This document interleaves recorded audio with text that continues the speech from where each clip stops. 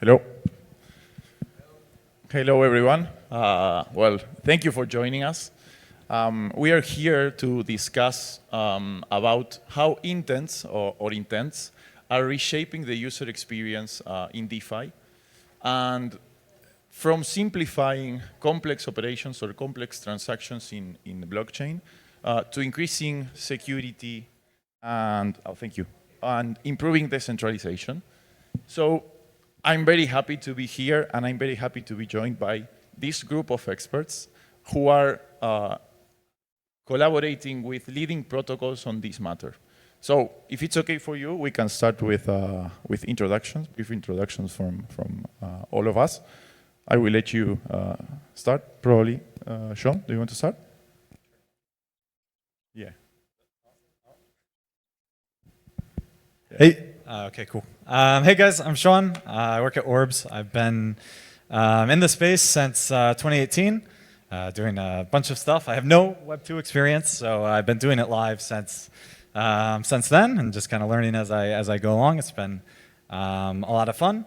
At Orbs, what we're building is we kind of call ourselves a L3 for on-chain trading. What that actually means in practice is we build protocols for DeFi.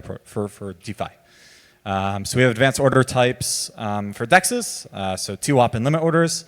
We have another protocol called Liquidity Hub that uses, that's intent in nature in terms of it aggregates all the liquidity on chain. We use Parswap as a good friend of ours for that. And then we're doing some stuff now with perps as well. That's also intent based. So yeah, really excited. Glad to be up here, guys. Thanks for inviting me. Thank you. Juli, do you want to introduce yourself? Yep. Okay. Hi, everyone. Nice to be here, too. Thanks for the invitation, Agus. Juli, I work at Mimic, and I'm in the whole partnerships, communications, PR part of the protocol. So at Mimic, we're a DeFi automation protocol, and what we do is we simplify day-to-day operations by automating. And what we're doing right now is we're launching our newest version, which is launching our protocol, and we would like to everyone to start trying and see the full experience of how it's like to automate on DeFi and make it easier for people to interact more and get more access to it, and instead of being like this complex idea that we have, and make it more like day-to-day and basically make it easier. Yeah. Cool. Thank you. Thank you for joining. Dom? Hey everyone, I'm Dominik. I'm the head of ecosystem at LiFi. We are a bridge and DEX aggregator, so generally a liquidity aggregation protocol. Our main usage is having any-to-any swaps across all the major chains and ecosystems. We support EVM, Solana, and Bitcoin right now, expanding further into other ecosystems. We do have DeFi itself as a B2B product, mostly integrated with big wallets and applications. And then it also powers Jumper.exchange, which is our own front-end interface, which is catered to end users. Great. Thank you. Thank you for your introductions, for joining us. Myself, I'm Agus. I'm leading the operations and the partnership teams at Paraswap. Paraswap, it's a DeFi aggregator, and we, not so recently, but it's a kind of new, released our intents trading solution that it's built on top of Porticus, which is providing the intents infrastructure for this. And why is this important for Paraswap? Paraswap is leveraging Paraswap Delta, the intents trading solution, and this enables our users to trade gasless and trade with MEV protection. It wouldn't be possible without intents. And it's not a coincidence that we are all sitting here, because we are partnering with between all of our protocols to leverage intents and to bring better user experience in different use cases. So, having done these introductions, where probably we can start is, we know intents will be or are tackling the most important, or one of the most important challenges in DeFi, which is user experience. So besides tackling this issue, and when we simplify with intents complex transactions or complex operations, we are lowering the entry barriers for new users, and we are also lowering the existing barriers for existing users. So what I wanted to discuss with you is, how are you seeing intents improving the user experience in your protocols? And from your perspective, which kind of barriers are we lowering for new users? Yeah, so I think the first step is starting with like breaking down kind of like what are the parts of this like intent-based user flow, right? You already said it. For the most part, important parts of it is a gasless transaction. It is a signature-based transaction scheme.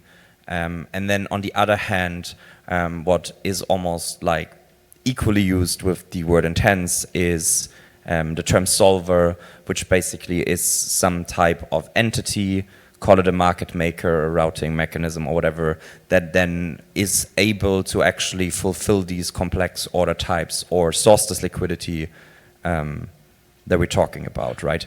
At DeFi, where we're mostly interacting in a cross-chain environment, for us, the most important point probably is that gas abstraction. We're actually going to launch our own version of gas abstraction in the next 2 weeks probably.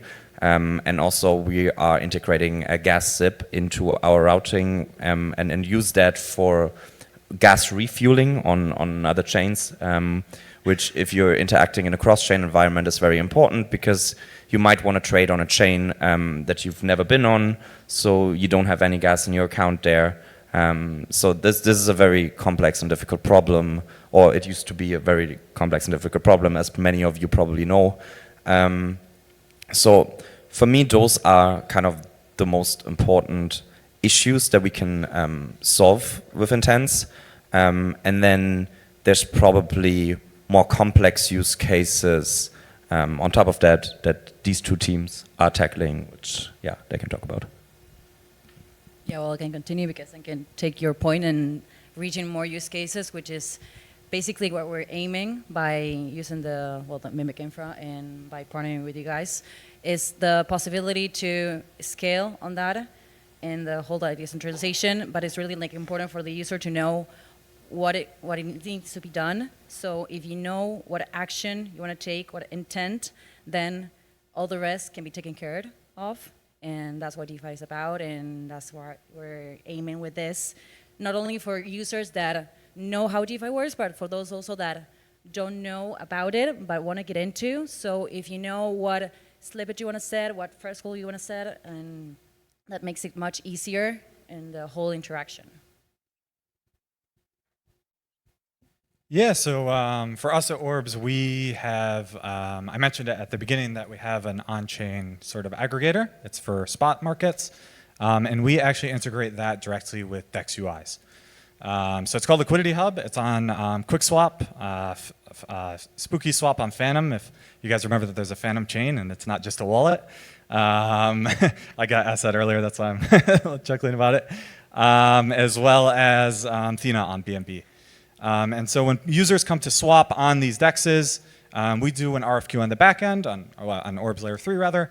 We call it a back end.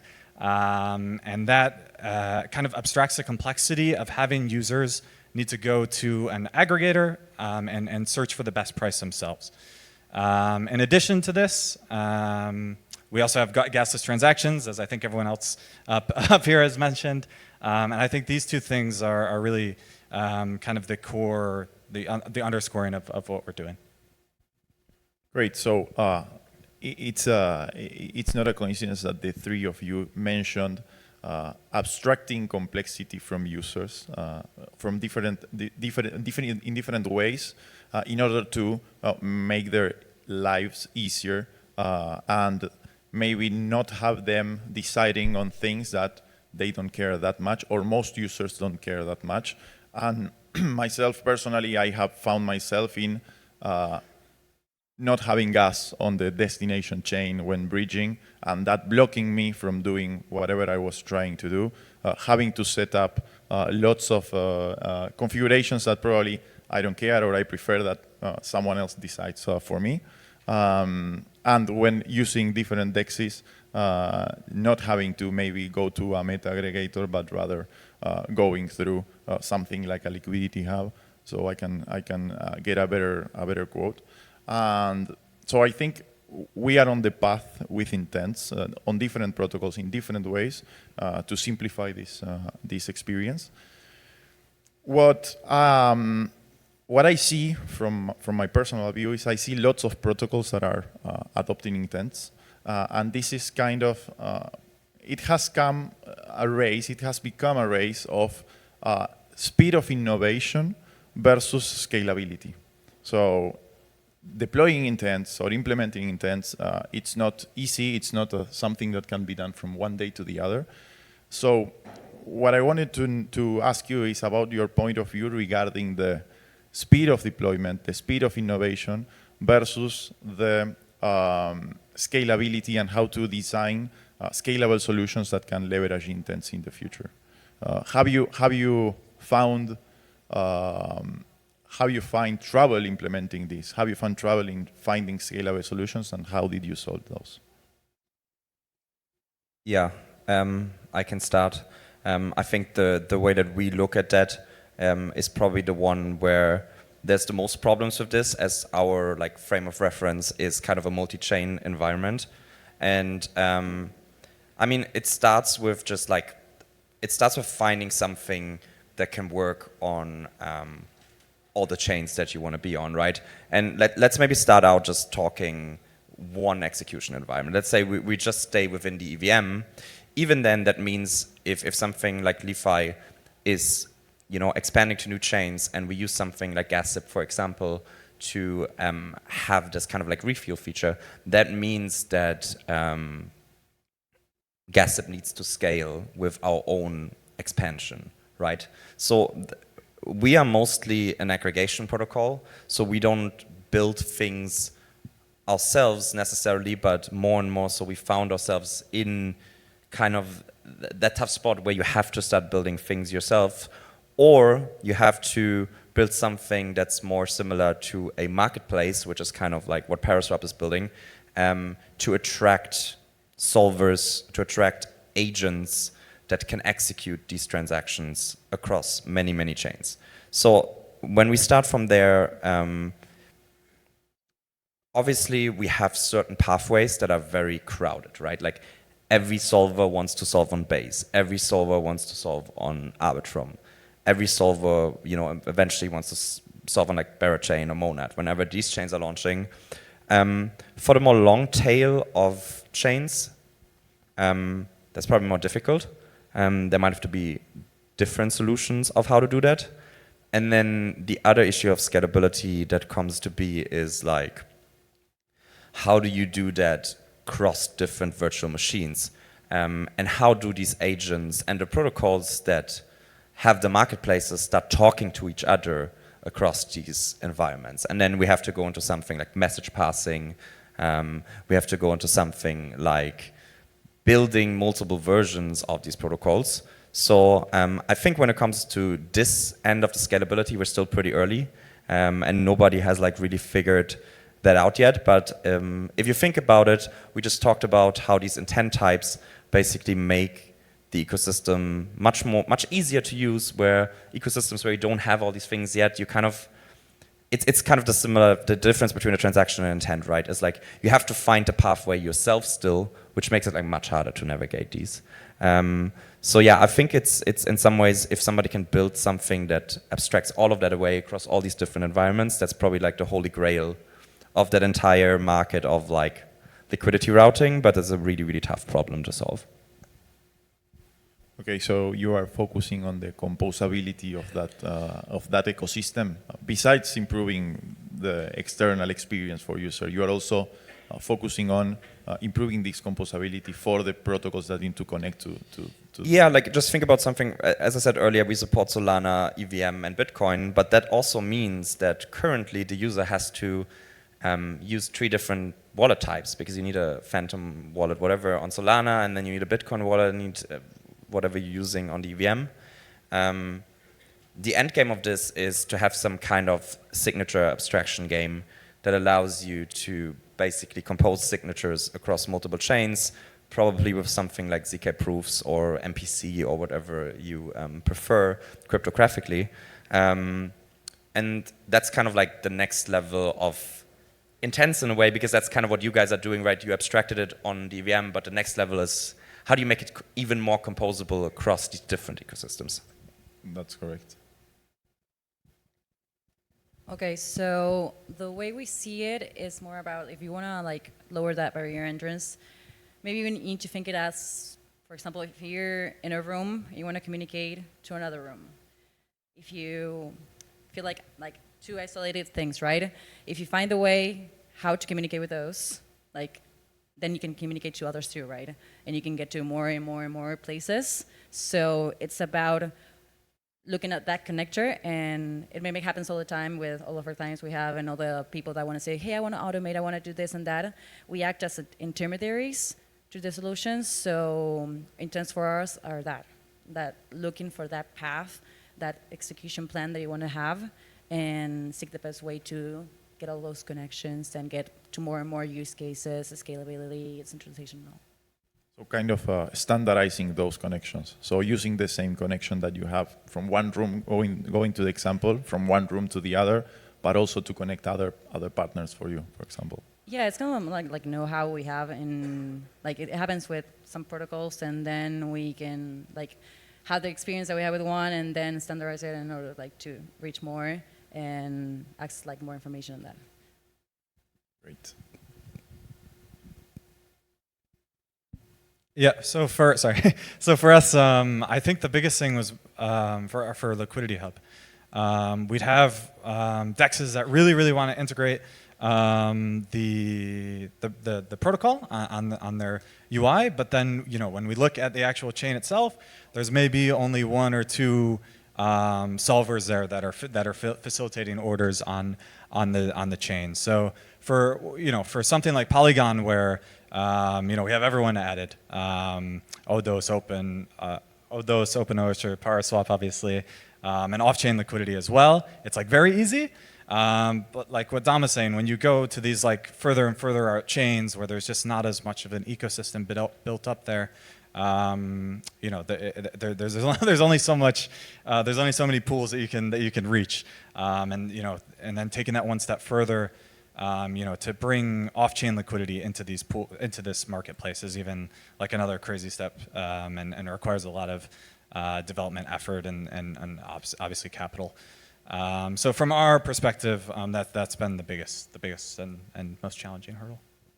But I think it actually makes sense that you start with the, let's call it the low-hanging fruit, where that you can integrate easily and fast, and then you move into the more complex, but probably the ones that you select or you prioritize the ones that will be adding more value to your ecosystem, and you focus on implementing those. Thank you. If I may add here something that I think it's important for scalability, and it's a concept that we didn't mention, it's the concept of modularity. So I think modularity is going to play an important role in the intents scaling.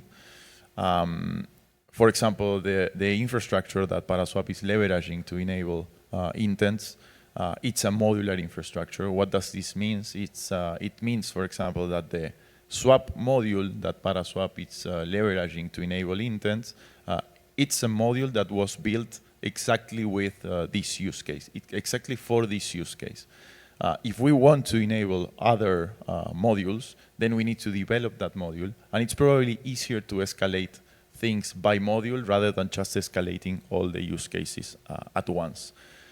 So I think modularity will play an important role, because you can think about modularity, then you can start connecting the different modules. And I go to the connecting rooms that you were saying. If you start connecting modules and each module enables a use case, let's say swap module, bridge module, cross-chain module, you can start mixing the usage of this module to enable different features on the different protocols UI. So I think that would be an important concept that at some point it's going to be more spread around the Intents ecosystem.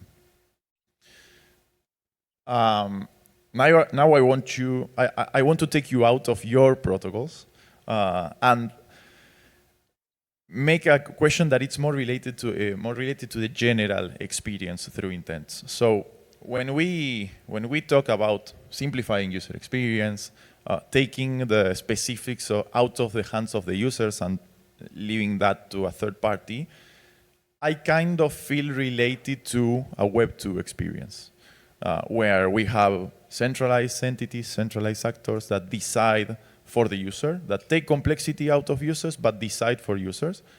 So at some points, I found myself talking about intents and remind me of the experience we have in Web2. So how do you think we should find the balance or the sweet spot of making users' experience better, easier, but not losing or not losing the decentralization that DeFi and Ethereum have already established as a kind of a standard? Yeah, I mean, first of all, if we go from like the solver-based system, generally it takes a lot of risk out of or away from the user, because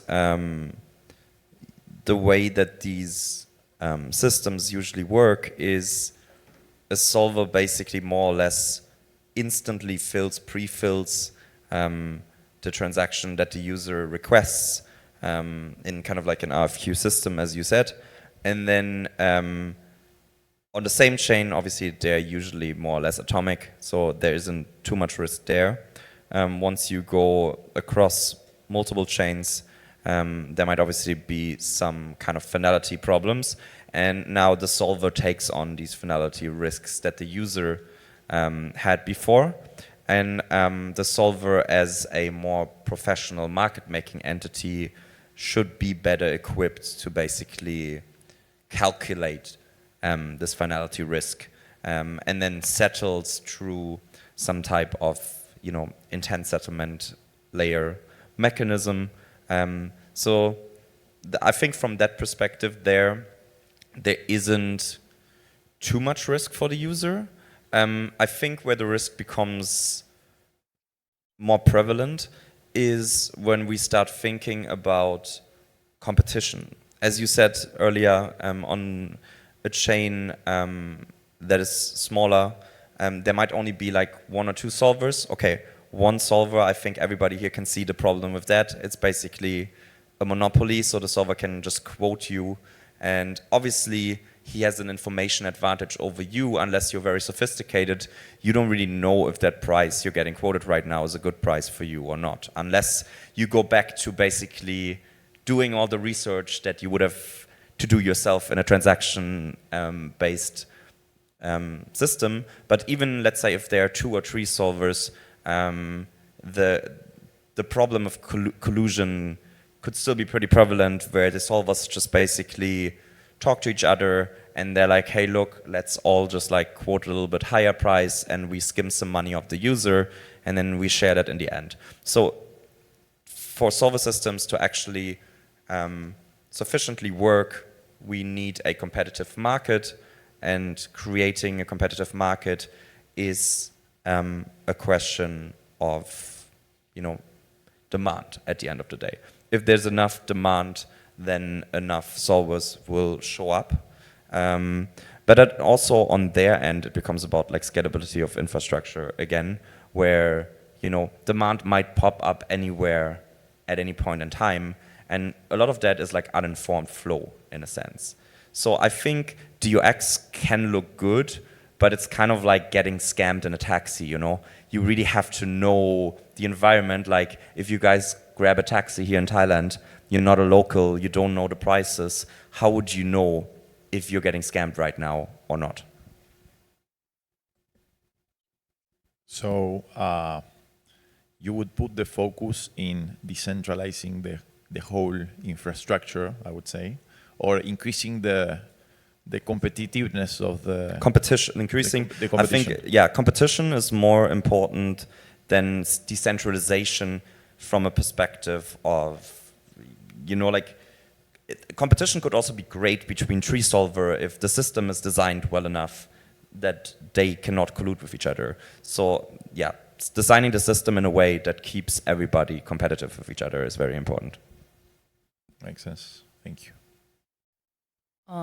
The way I think about it and short experience I have, like, well, recent experience in Web 2 and now Web 3, is that user experience is really important in Web 2, but for Web 3, it's getting there, it's improving a lot, but if you need to risk something, will be that, and the main focus should stay on transparency, and that's the thing with decentralization and everything, but it's really important to be transparent, and if there's competition and everything like keeps going forward and we improve and we get better in models and everything, I think that that's like the most important thing that we should focus, and especially when we're doing this kind of things, right? And it's like money from others, and you could put the Uber taxi example, and the taxi we know it really well, the Uber not so much, so it's like DeFi. DeFi we don't know it so well, so if we keep transparent, and it's better, and it will get you more users eventually.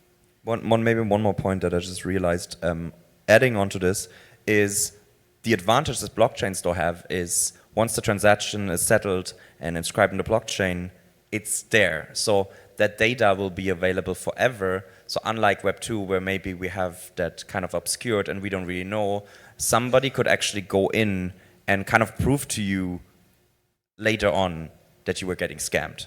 And this is a huge advantage, obviously, that blockchains have over, like, as an open system, over maybe the more closed systems in Web 2. If I may complement what you are saying, it feels a bit like we are simplifying and taking complexity out of users, but at the same time we need to be transparent about how we are building the protocols, which can end up being more complex for the user to understand than the initial, let's say, slippage or gas setup. So I think the point here is that we need to make sure that the infrastructure or the ecosystem is decentralized, or it has enough competitors so they cannot collude or they cannot screw the users.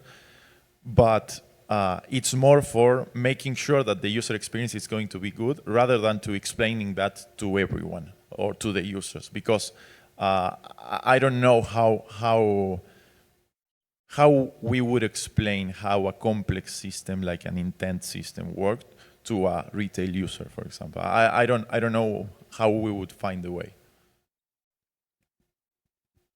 I think UX is super important, and like I don't think anything that I don't think necessarily that you never want to, at least with intents, you don't want to ever compromise that UX that users have now, at least.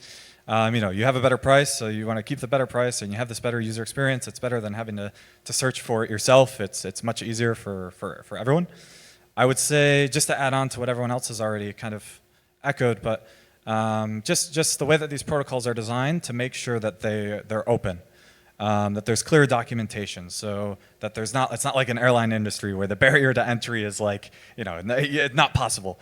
So if someone wants to be a solver, if someone wants to route liquidity, if a market maker wants to earn money this way, that there's clear documentation, and that the protocols are set up to be open, and have these ethos that we're kind of discussing, and decentralization, so that they can easily do so.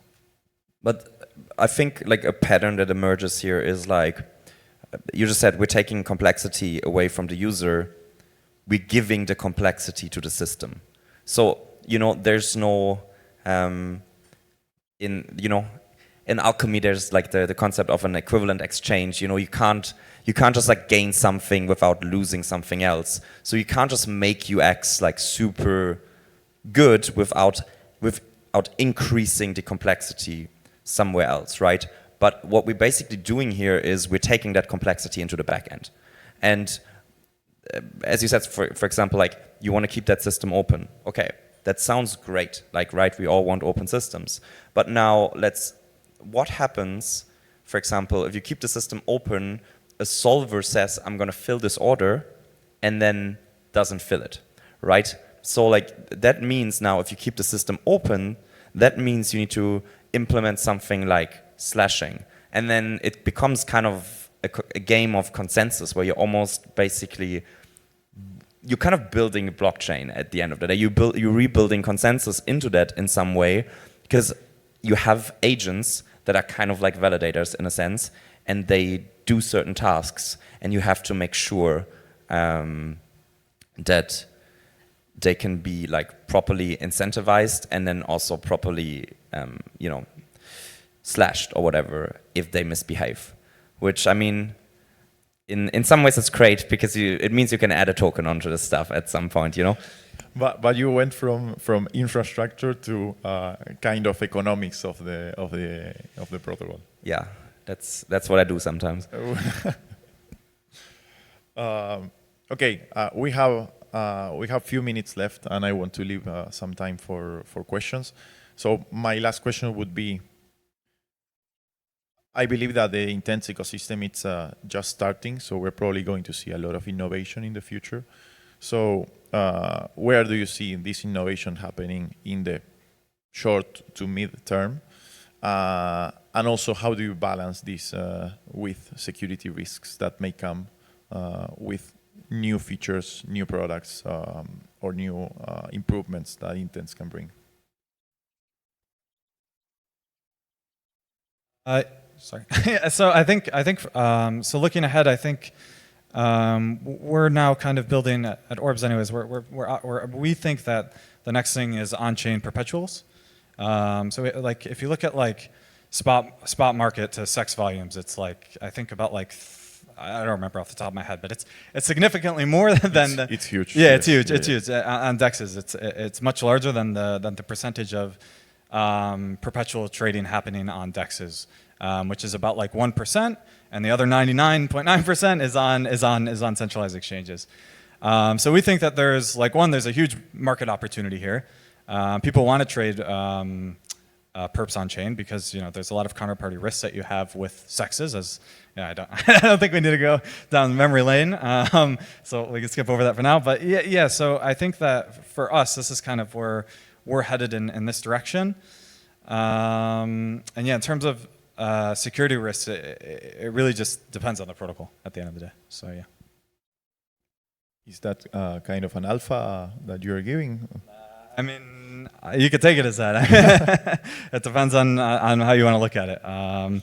Yeah, I saw something on Twitter that was like, I think it was like the GMX model is like some of the pools are getting like locked or something as we're in like an up-only market. So intents are potentially the way that it's going to be. Yeah, I mean, there's a lot of builders around it still. So yeah. Cool. Thank you. Okay, I'm gonna bring a concept that eventually was gonna be in our conversation. It's gonna be AI. And with Nimic right now, we're building a 3-layer protocol with intents and AI. And the idea is to create the best execution plan in order for the user to later have the control and like delegate what you want to do and everything. But then you have the control to sign and then execute it. So that's the main role in security that we have, and super important because we want to give the user that control, but we also have all the track record from before. We've been in the market for 3 years. We know how stuff is done, and we know how's the best way to, with the Mimic safeguards, to have it all like backed up and making sure the user doesn't need to worry about that. Because of course it's a concern and everything, but it's like you want to have someone that's got your back. So that's like the main thing for us, and that's what we're building right now. And then we're launching the protocol because we're a business-to-business model, and we've been with that, and we're going to continue with it. But we want to give the opportunity to more users to build on top of the protocol and connect and be able to do this stuff. Yeah. Do we have a date for the launch of the protocol? It's going to be next year. Okay. you can like check our socials, and we're gonna be sharing more information. Sorry, Great. I'm from comms, so of course I'm gonna say that. But yeah. Okay, thank you. But yeah, it's coming soon, and it's gonna be good. Cool. You are the last one to give us some alpha. Okay. Yeah, I mean, I think the alpha for any type of protocol that is within the interoperability space is pretty much the same. I feel like every protocol is working on like some level of first chain abstraction. I mean, that's something that we're looking into. I do not really like the term chain abstraction itself. I think it's more like chain agnosticism, because like chain abstraction means that the end user doesn't care about the chain at all. But like with the current state of crypto, that's not really true. Users do usually still care what chain they're on for either tribal reasons, for reasons of like wanting to farm something, for security reasons. So I think we want to at least give users, and that also means companies that work with us, the ability to be opinionated about like completely abstracting this away or just partially abstracting this away. And then the other thing that I talked about earlier a little bit was like going into virtual machine abstraction. Like, and that to me is like the end game. Actually, having a unified experience of accessing all of like the crypto world. And yeah, as stated, probably some kind of proving schemes. Hopefully, ZK proofs becoming cheaper is gonna play a huge role in this. And I think in like the next, let's say 18 months, we're gonna see like the first truly unified accounts. Like, you know, people use the word unified account right now, but it's really just an EVM balance. But like unified account across all virtual machine environments. Great, thank you. I think I'm the only one missing to give some alpha, but us is also related to AI. So AI agents are part of our roadmap. Think of an AI agent as an entity that can execute complex strategies in favor of the user. So imagine DCA on a certain token, so be able to buy in at certain points of time, and doing this leveraging the security and the decentralization of intents. So we are also going into AI through intents. So I think we have a little gift for you. We prepared a POAP for the talk. I hope there are some POAP lovers here. So if you have the POAP app, I think you can scan this QR to get a memory of this panel that you just attended. So besides thanking you for attending this panel, I want to also thank you, the three of you, because it was a very, very good talk. And now maybe we can have some questions if there are some.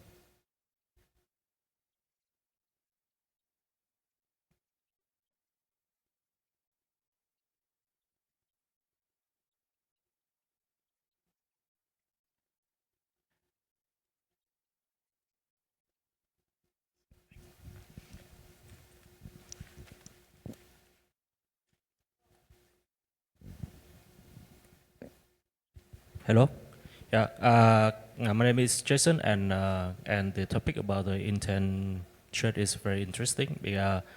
I'm very new here, and I just have one question: is that why you when you do kind of intent trading, does it mean that you shift the on the kind of risk of centralization to the backend system, and as I know, using backend is quite very using backend in the system will bring the best user experience in trading, but it will bring some downside, and I just want to hear more about it because it's very important to us to improve our user experience. Do you get my question?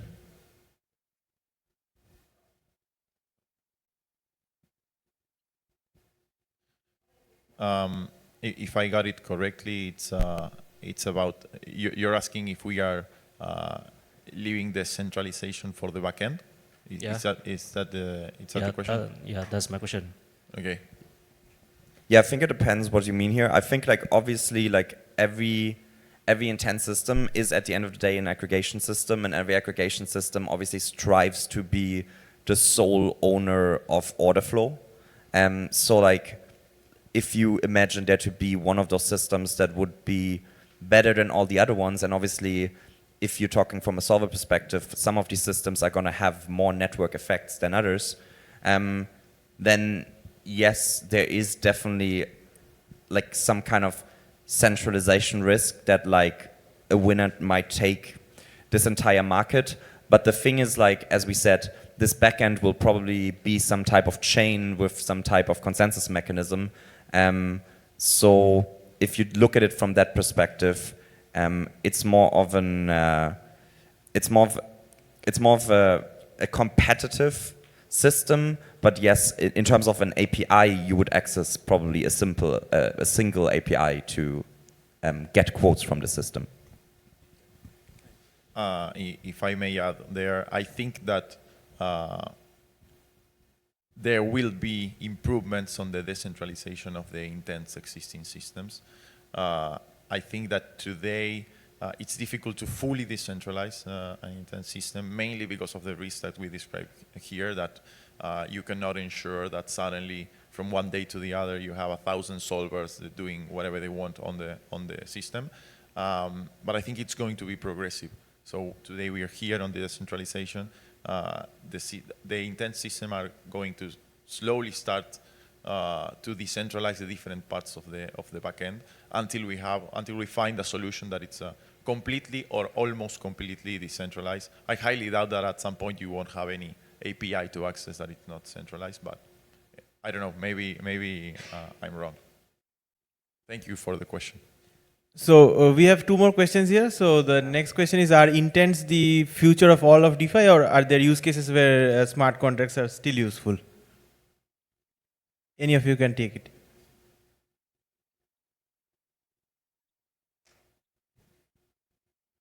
I think both can coexist. Both use cases might be able to coexist. There are today some use cases, I don't know, flash loans, for example, that might not be a good fit for intents or how the intents systems are working today. But I think it's at some point there is going to be interest or prioritization of these kind of different use cases, but it's going to be one by one. So I think they might coexist in a world where both use cases can still have. I actually think they have to exist, right? Like, because liquidity is still going to be in like Uniswap, unless it's like an off-chain, unless everything becomes an off-chain RFQ system, which might happen. But like, even then, let's say you want to borrow some money, then you have to go to Aave. You want to do some kind of Yearn type of vault stuff that you like. Basically, intents and smart contracts are just, they're not really connected in that sense, right? Smart contracts are protocols, or nowadays also accounts, if we talk about account abstraction and something like that. The intent really is just the way how you express your preferences. That is what an intent is, but that isn't necessarily connected to smart contracts in any way. Smart contracts are how we build expression of something on chain. It's just like a programming language thing at the end of the day, which the other thing is like, what do I want? It's a preference expression. Okay, so we have one more question. Are Merkle trees the answer for cross-chain intentions? Again, anybody can take it. I honestly, Yeah, I don't have an opinion about how to solve the cross-chain intentions. I mean, Merkle trees are probably going to be part of it in expressing certain things. As I said earlier, I think the answer for cross-chain intentions are probably ZK proofs. Okay. Yeah, that makes sense. So we have a question from there. Just a question. Like, do you see intents in anything beyond DeFi? Other than DeFi, have you seen anything, any intents being used beyond DeFi? I have heard about some use cases, but all theoretical. I mean, I never saw them really implemented, but I heard and I've been pitched about some like real world use cases where you can, I don't know, rent, for example, an apartment through intents. But I think we are not there yet. I'm sure that we are not there yet because we are not seeing them being implemented in that way. But I think it can be work. It can work for other stuff besides DeFi, besides I don't know, lending, borrowing. Besides those use cases, I think they might work at some point. I think the technology has to evolve in order to take it to other places. I mean, if you think about it, like Skyscanner is an intent-based application.